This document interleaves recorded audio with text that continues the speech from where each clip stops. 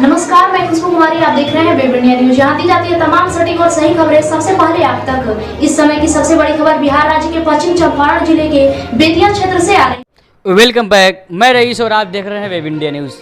अभी मैं पश्चिमी चंपारण जिला में उस हस्ती के पास उपस्थित हूँ जो अपने परिचय के लिए मोहताज नहीं है।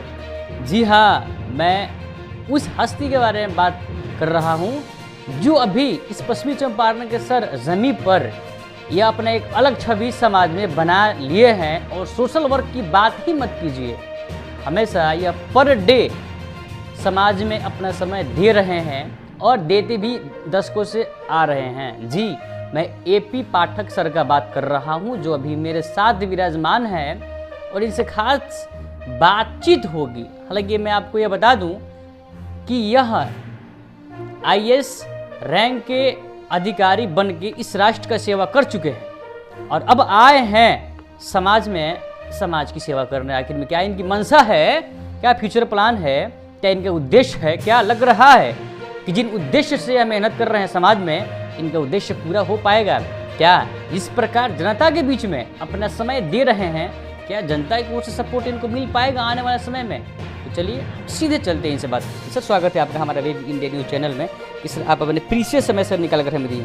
सर मैं चाहूँगा सर आप अपना छोटा सा एक परिचय दें।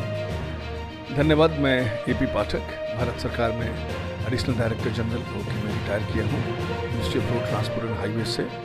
मैं दो स्पीकरों के साथ में as a secretary to the honourable speaker काम कर चुका हूँ, एक एनडीए की सरकार में और यूपी की सरकार में, और साथ में कम से कम 12 से 13 मंत्रालयों में मैंने काम किया है। और मैं 2008 में करीब 1.5 दशक से 2008 में मैंने एक ट्रस्ट की स्थापना की अपने पिताजी के याद में, उनकी स्मृति में, क्योंकि वो एक सोशल वर्कर थे और काफ़ी लोगों से यहाँ जुड़े थे, गरीबों की सेवा हमेशा करते रहते। इस क्षेत्र का उत्थान उन्होंने काफ़ी किया और उनकी इच्छा थी कि उनके बाद कोई उनका बीड़ा उठाए और इस क्षेत्र का उत्थान करे। यस, तो मैंने उस बीड़ा उठाया और बाबू धाम ट्रस्ट की स्थापना की 2008 के नवंबर में।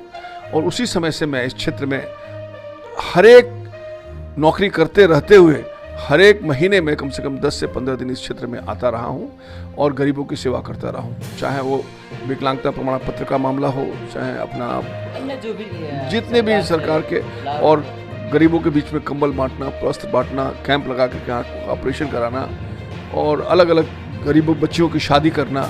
कोरोना में तो हम लोगों ने बहुत काम किया। आप जब हमारा देखेंगे कि हम लोगों ने फ्री सैनिटाइजेशन किया पूरे क्षेत्र का, यहीं से नहीं, हमने 25 जून 2020 को जो कोरोना काल काफ़ी पीक पे था, तो हमारे मनोज तिवारी जो मेंबर ऑफ पार्लियामेंट हैं, भाजपा के हमारे छोटे भाई की तरह हैं, उन्होंने उद्घाटन किया दिल्ली के अंदर। और फिर उसके बाद हम लोगों ने अलग अलग क्षेत्रों में, जैसे यूपी में, पंजाब में, हरियाणा में, तमिलनाडु में, मध्य प्रदेश में और चंपारण में और पटना में हम लोगों ने काफ़ी सैनिटाइजेशन का काम किया, गरीबों के बीच में खाना खिलाया। करीब कम से कम 1.5 से 2 लाख लोगों को हम लोगों ने खाना खिलाया, करीब 1 लाख लोगों को हमने राशन वितरण किया। तो इस तरह से हमारा काम जो है निरंतर 1.5 दशक से चलता चला रहा है। जब प्रश्न सर तो यह तो बनता है, जब बेग आईएएस रैंक के अधिकारी जब राजनीति में उतर जाए सर, कहीं ना कहीं सर कमी कोताहिया है समाज में सरकार की ओर से, जो सरकार को नहीं तो करना चाहिए। सर क्या वजह है सर आप इस राजनीति के चुनावी दंगल में कूद पड़े सर? ऐसा है कि जब मैं क्षेत्र में जब आता था 2008 से जब मैं आता था, तो उस समय जब हर एक महीना में जब आप लोगों के पास जाता, गरीबों के बीच में जाता, उनको कुछ उनकी समस्याओं का समाधान करता, वहीं पे अपने टेलीफोन से उनके सामने, चाहे बिजली की समस्या हो, चाहे आपका स्वास्थ्य की समस्या, लोगों अफसरों से बात करके हमने सब सारी समस्याओं का समाधान जब करते रहते थे, तो लोग वह कहते थे कि आप तो बिना स्वार्थ के आ रहे हैं। हमारे एमएलए, हमारे मेंबर ऑफ पार्लियामेंट जो होते हैं, एक बार जीत के चले जाते हैं और दिखने नहीं आते। खेल इलेक्शन जब चालू होता है तो उसी समय फिर दोबारा वोट मांगने के लिए चले जाते हैं। आप तो हर एक महीना आ रहे हैं, कहीं ना कहीं चले जाते हैं। तो उनका ये था कि भाई आपके जैसे लोग आने चाहिए। तो हमने पहले, हमारा कोई प्लान नहीं था। फिर जब हमारे रिटायरमेंट के बाद काफ़ी सोच विचार चलता रहा, लेकिन लोगों की इच्छा रही कि नहीं, आप आएँ, ताकि आपके जैसे आदमी हम आने चाहिए, ताकि आप अभी ना एमपी है ना एमएलए हैं, तब हम लोग की इतनी अच्छी सेवा करते हैं, लोगों का काम करते हैं, लोगों की भलाई नौकरी देते हैं, किसी तरह की समस्याओं का समाधान करते हैं, तो क्यों नहीं हमारा, इनफैक्ट मैं ट्रस्ट के जो हमारे हैं, हर एक पंचायत में हमारी ट्रस्ट की कमेटियां हैं जो कि गरीबों की सेवा करती है। हमारा ट्रस्ट का जो सबसे बड़ा उद्देश्य है सर्विस टू पुअर, ये हमारा ट्रस्ट का अपना उसका उद्देश्य है।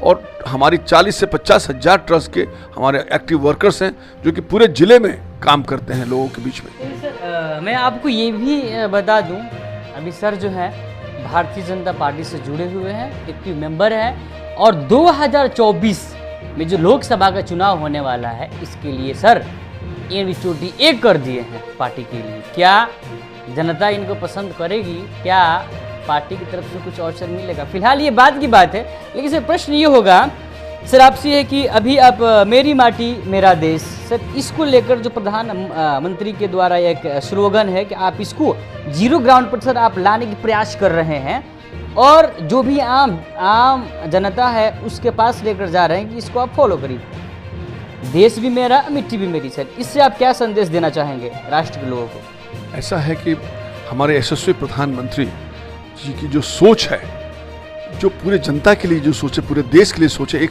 इन्होंने ऐसा एक कीर्तिमान कर दिया है कि विदेशों में जाकर के जरा पता कीजिए कि भारत का कितना बड़ा सम्मान हो गया है। और ये मेरी माटी मेरा देश से हमारे प्रधानमंत्री का एक ऐसा कि सबको जोड़ना है, सबको लगे कि हमारे पहले तो हम लोगों ने जो स्टार्ट किया कि जो हमारे शहीद लोग जो आर्मी में रहे हैं, वहाँ रहे हैं, उनके घर से हम लोग मिट्टी निकाल करके, और ये अमृत काल में 75,000 जगहों से आएगी और वहाँ पे अमृत वाटिका बनेगा वहाँ दिल्ली में क्षेत्र में।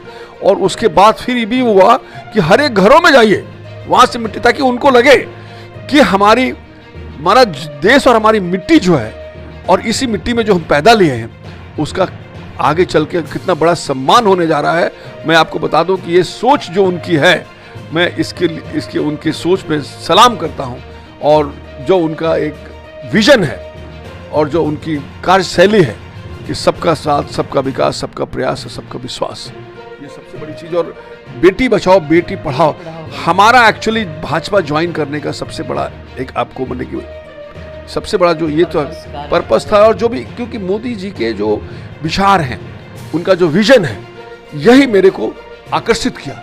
और तब मैंने 25 फरवरी 2023 को इसी साल में लौरिया के रैली में जो माननीय गृह मंत्री श्री अमित शाह जी के सानिध्य में, वहाँ हमने इस पार्टी को ज्वाइन किया। सर अभी सर बात आपसे होगी कि ये जो अमृत काल की बात कर रहे हैं, आपके जो विपक्षी दल हैं विश्व काल कह रहे हैं, और हमारे प्रधानमंत्री का यह कहना है कि अच्छे दिन आ गए हैं, लेकिन जो आपकी जस्ट विपक्षी पार्टियां हैं यह बोले कि बुरे दिन आ गए हैं। सर कहीं ना कहीं सर तो दिक्कत है कि आपका वाक्य कुछ और उनका सेंटेंस कुछ और। ऐसा है कि अब मैं क्या कहूँ, ज़्यादा मुझे नहीं कहना चाहता हूँ कि विपक्षी का अच्छे कामों का जो किसी भी सरकार का जो है विपक्षी का होता है कि उसको नकारना। अब आप यही देखिए कि G20 पूरे विश्व में भारत का कितना बड़ा सम्मान हुआ है, और ऐसा G20 जो हम लोगों ने किया है, ऐसा कभी भी पिछले जितने भी G20 के जो सम्मेलन हुए हैं, ऐसा भव्य सम्मेलन कभी नहीं हुआ। उसको भी ये लोग कहते हैं कि आप लोगों ने ये कर दिया, बहुत खर्च कर ये कर दिया। ये विपक्षी का तो अपना उनका कहने का है, ये उनका काम ही है। सर जब बाहर से आएंगे मेहमान आएंगे तो खर्च तो होगा ही सर। प्लस मैं ये कह रहा हूँ कि जितने भी और जगह हुए हैं उससे कम खर्च हुआ, हम लोगों ने भव्य कार्यक्रम किया है। अच्छा सर अभी सर जो इंडिया का महागठबंधन बना हुआ है इस हिंदुस्तान की सरजमी पर, तो सर एक सर G20 सर जब भी कोई भी मीटिंग होती है इंटरनेशनल लेवल पर सर, तो प्रत्येक जो भी राष्ट्र के अध्यक्ष होते हैं, जो राष्ट्र को रिप्रेजेंट करते हैं, उनके आगे सर राष्ट्र का नेम प्लेट लगा होता है। लेकिन सर अन्य अदर जहाँ पर भी मीटिंग हुई है इंडिया महागठबंधन बनने से पहले, वहाँ पर चाहे हमारे गृह मंत्री हो, चाहे हमारे विदेश मंत्री हो, चाहे हमारे प्रधानमंत्री, जब भी किसी अन्य राष्ट्र में जाते हैं किसी सम्मेलन में, तो उनके नेम प्लेट के आगे इंडिया लिखा था, पहले होता था। लेकिन अभी इंडिया महागठबंधन का बनने के बाद G20 में जो हमारे माननीय प्रधानमंत्री जी है, वे अपने नेम प्लेट में इंडिया न लिखकर भारत लिखे थे। सर चूंकि ये आप सर प्रश्न इसलिए सर मैं पूछा कि आप IAS रैंक पर काम कर चुके हैं सर, इस पर सर आपकी क्या विचार है, क्या कहना चाहेंगे? देखिए, एक चीज़ ऐसा है कि कोई भी किसी चीज़ का समय होता है। एक चीज़ अभी जैसे हमारा संसद बना, पुराने संसद के लिए नया संसद बना। अब कोई कहेगा कि भाई नया संसद क्यों बनाया? हमारे रोड का जो नामकरण था, जैसे औरंगजेब रोड था, हमने उसमें कलाम जी के नाम से किया। तो कभी कभी किसी चीज़ का, अब हमारा भारत जो है, हमारी जो राष्ट्रीयता है, हमारा ये सब चीज़ों का जो है भारत हमारा, हम एक दिखाना चाहते हैं कि हमारी जो संस्कृति है, जो भारतीयता संस्कृति है, अगर हम उसको भारत रखते हैं तो उसमें हमको ज़्यादा एक तरह से हमारे लोग जो है एक उसको गौरवान्वित फील करते हैं, प्राउड फील करते हैं कि हमारी पुरानी संस्कृति, हमारा भारत जो देश रहा है, हम भारत ही कहते थे। तो इसलिए हर एक चीज़ का एक समय आ जाता है। अब जैसे ये समय आ गया है कि भारत लिखने का, और प्लस दूसरी चीज़ है कि जैसे कि नोटबंदी हुआ, कब पहले भी नोटबंदी हो सकता था, लेकिन एक समय आया, हुआ, GST लगा, तो अब वो कहे कि अभी क्यों डाल, एक इसका समय आया, ये हो गया।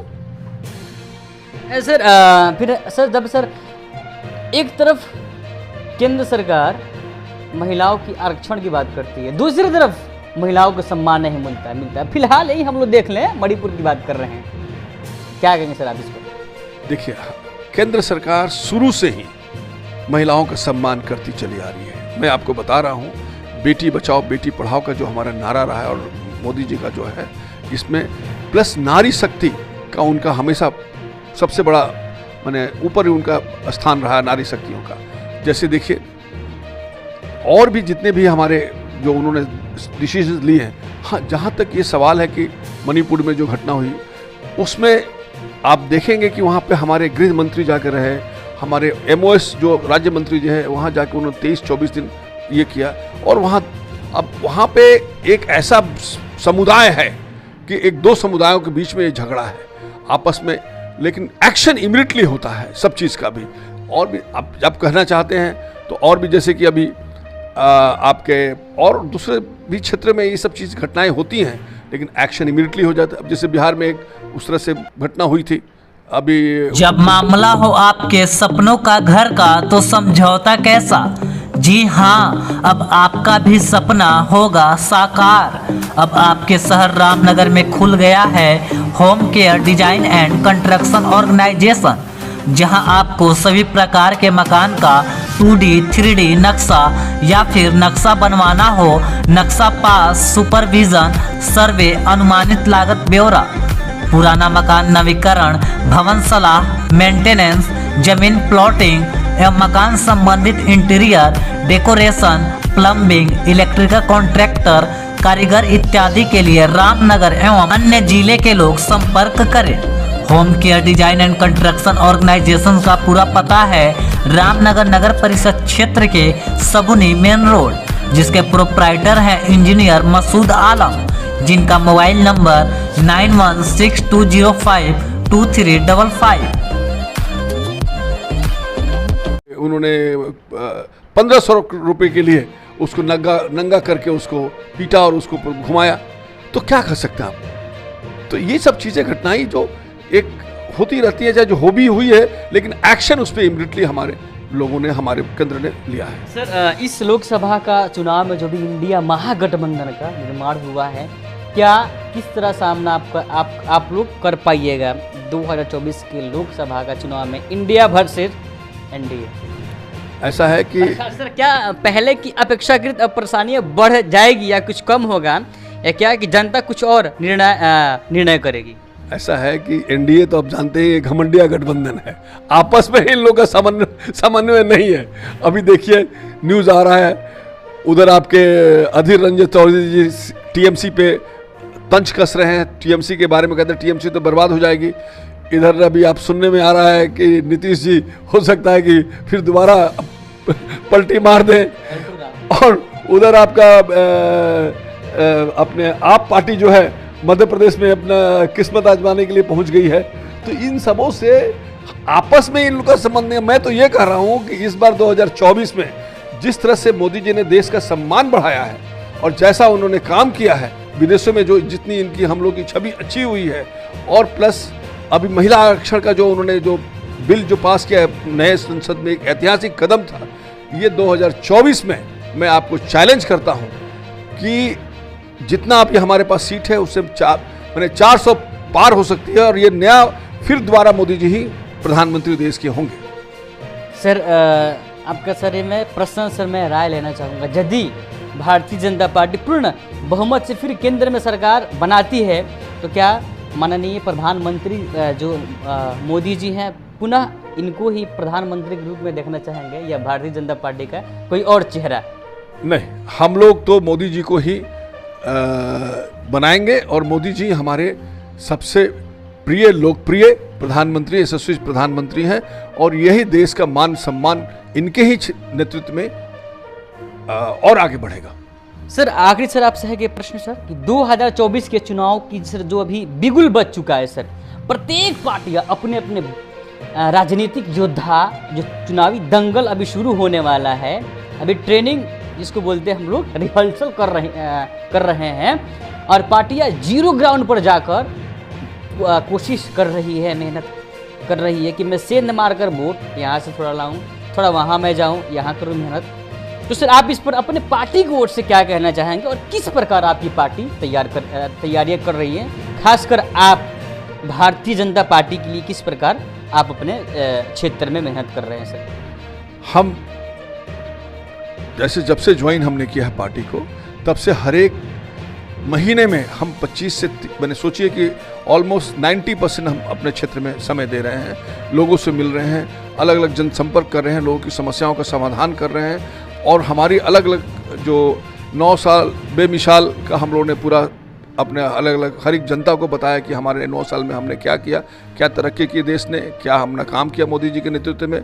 उसी तरह मेरा माटी मेरा देश के हिसाब से उसमें हमारा जो प्रचार जो चल रहा है, लोगों के घर घर जा कर के लोगों को बता रहे हैं कि ये यहाँ से आपसे मिट्टी लेकर के हम लोग वहाँ वाटिका बनाएंगे, और मोदी जी अपना वहाँ पे, तो सारी बातें हम लोग हर एक जनता से मिल रहे हैं। हमारा ये है कि जितना प्रचार भारतीय जनता पार्टी अपने अपने कार्यकर्ताओं के द्वारा, अपने नेताओं के द्वारा जो कर रही है, उतना कोई और कोई पार्टी हम मुझे नहीं हिसाब से नहीं लगता कि वो करे, क्योंकि हम लोग एक एक घर जा कर के उनसे हम संपर्क कर रहे हैं, और पार्टी के उपलब्धियों के बारे में बता रहे हैं, और पार्टी के नीतियों के बारे में बता रहे हैं। चलिए सर आपका बहुत बहुत सर धन्यवाद सर, आप अपना सर मूल्यवान समय दिए। तो ये थे हमारे AP पाठक जी, जो अभी बाबू धाम ट्रस्ट के नाम से भी जन सेवा कर रहे हैं और लोगों का दिल भी जीत रहे हैं। हालांकि मैं बता दूं 2024 का जो लोकसभा का चुनाव आने वाला है, इसके लिए भी तैयारियां कर रहे हैं। क्या जनता इनको अवसर देती है कि नहीं देती है? अगर पार्टी की तरफ से टिकट मिलता है तो क्या लग रहा है कि आपको कि जनता का दिल जीत पाएंगे, और जनता ये इनको आशीर्वाद दे पाएगी? ये डिपेंड करता है इनके मेहनत पर और कार्य पर। चलिए देखते हैं। हाँ, और ये मैं आपको बता दूं, इनसे हम लोग बात किए हैं और बेबाकी से पार्टी की तरफ से बात रखे और अपने पर्सनल भी राय रखी, और जो मौजूदा जो सरकार है उस पर भी टिप्पणी किए। लेकिन क्या 2024 में कुछ तब्दीलियां आएंगी कि जनता चेंज करेगी, या पुनः भारतीय जनता पार्टी का को पूर्ण बहुमत बना के केंद्र में भेजेगी? चलिए ऐसे ही खबर देखने के लिए विजिट कीजिए हमारे चैनल। मैं रईसुल आजम, कैमरा पर्सन कलीम कुरैशी के साथ वेब इंडिया न्यूज़, पश्चिमी चंपारण, बेतिया। बेहतर उपचार, सुरक्षित परिवार, जब मामला हो सेहत का तो समझौता कैसा? जी हाँ, आपको सभी बीमारियों से निजात दिलाने के लिए खुल गया आपके शहर रामनगर में गुड हेल्थ क्लिनिक, जहां आपको आपके स्वास्थ्य के लिए मिलेगा 24 घंटे उपचार की सुविधा, जहां कम खर्च में डॉक्टर आई आलम के द्वारा मिलेगा बेहतर इलाज, जहां जोड़ दर्द, साइटिका, चोट, सूजन एवं टूटा फूटा प्लास्टर एवं ऑपरेशन की सुविधा, बुखार, खांसी, सर्दी, निमोनिया, दम फूलना, जलन होना, पेट, छाती, गुर्दा, लीवर, किडनी, प्रोस्टेट, पेशाब की थैली का उत्तम इलाज, महिलाओं के बच्चेदानी, मासिक गड़बड़ी, सफ़ेद पानी एवं ब्लड गिरना, लिकोरिया, गांठ हो जाना, बांझपन एवं पथरी के मरीज का 100% सफल इलाज। गुड हेल्थ क्लिनिक का पूरा पता है रामनगर नगर परिषद क्षेत्र के Narayanapur ward number 10 SN public school के समीप।